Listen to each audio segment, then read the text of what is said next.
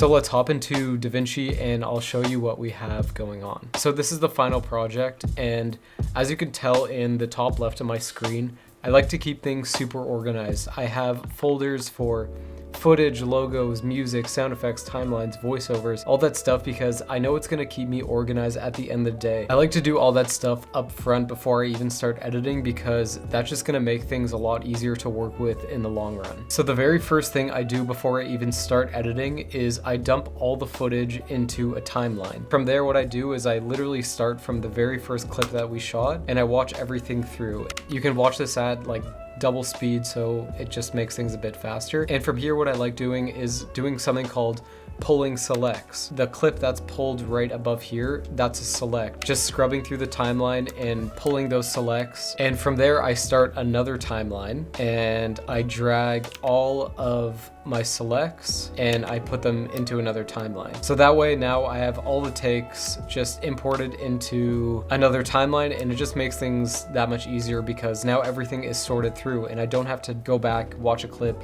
take a little part of it. Now everything is in a timeline and it just makes things that much easier. And yeah, watching everything through really sucks at the beginning, but it's only gonna help you in the long run and keep you more organized, which that's what editing is all about, just staying organized, knowing where everything is, especially when you get into the flow of things. You don't wanna have to try to be searching for something. You know exactly where it is if you do this kind of process of making selects. Another thing I like doing after I've made my selects is putting my Rec709 conversion LUT on all my footage, because I can't stand editing a project in log. So I'll just go to Canon LUTs. This is shot on my C200, and I'll just add the conversion LUT, and it just makes it a little less flat. Sometimes I'll just add like some saturation and contrast, apply grade. So now everything will have the Rec709 conversion LUT. Just makes it a little bit nicer to edit instead of having to look at log footage. Once I've selected all the selects and added the Rec709, I'll start another timeline and I'll stack them together. This is called Pancake Editing, and it's really great to keep you organized. What I'll do from there is drag in the song into this timeline here, and this is the timeline where you're gonna start building your edit. I'll watch all the takes of whatever the first clip is gonna be, drag in whatever take suits that one best. But I did run into problems of not having some shots I needed to, for example, piece this sequence together. Originally, there was supposed to be a shot of her phone getting a text message. 3, 2, 1, action.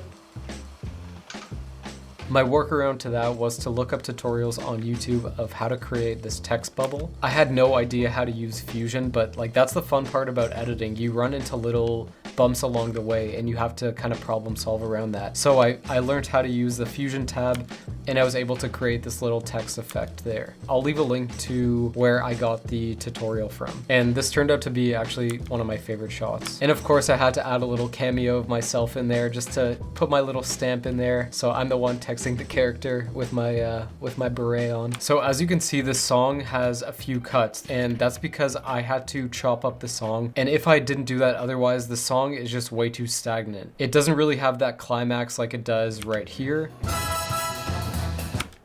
This is the before of that.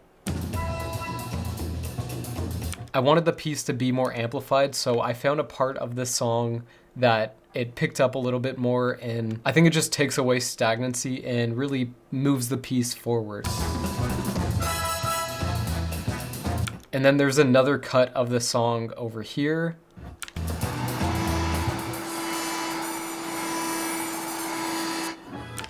So that wasn't actually the original part of the song that happens there. I had to take a piece that fits this piece and kind of just do some surgery to make it all fit. I really just love how this vacuuming section flows, because we have the sound of the switch being flicked, and then the text comes in, and then the sound of the vacuum, and then the headphone sound effect. So to get that headphone sound effect, I messed with my EQ over here and Just played around until it made it sound like it was coming out of her headphones. And it just kind of makes it seem like she's in her own world. And I feel like if I didn't do that, otherwise the piece would just be stagnant. You know, you kind of want ups and downs. It also gives the audience a break from the song, and it kind of puts us in her own world. And then we get to the climax of the video, or the hero shot. And since the music climaxed like in this part of the video, I had to find a way to kind of bring the video back down, and I decided to try that headphone effect again. Kind of adds that like comedic element to it. She's like in her own world again, kind of like the vacuuming sequence. And I thought that was a good way to end things, by having that sound effect again. It kind of ties everything together in the end when the logo just appears. And since I wanted the song to end right there, I had to really find points to cut the song and make it all work. A good way of doing that is by adding reverb to your songs. So it has that. If we take away the reverb, let's say we just drag out the song and try to fade it out.